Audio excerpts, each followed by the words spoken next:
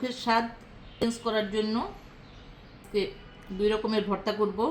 প্রথমে বেগুন ভর্তা করছি, ধনেপাতা, পেঁয়াজের কুচি, শুকনো মরিচ আর লবণ দিয়ে দিলাম। এবার একটু তেল দিয়ে দিচ্ছি, সরিষা তেল।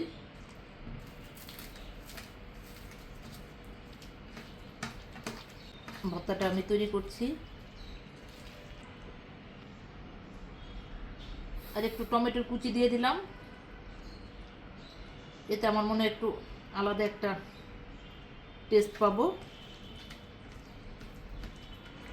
এবার ফুলকপির ভর্তা করছি। আমি ফুলকপিগুলো আগে সিদ্ধ করে নিয়েছি। এবার দিয়ে দিলাম টমেটোর কুচি আর ধনেপাতা আর পেঁয়াজের কুচি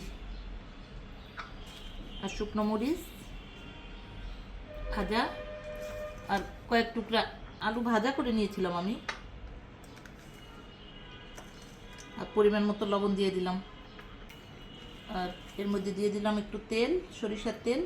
এবার আমি সমস্ত উপকরণ দিয়ে আমি ভালোভাবে ভর্তাটা মেখে নিই। এই যে আমার ফুলকপি ভর্তা কমপ্লিট, আর এদিক দিয়ে বেগুন ভর্তাও কমপ্লিট। এই ছিল আজকের মতো আমার ব্লগ। আবার দেখাবো অন্য কোনো ব্লগে।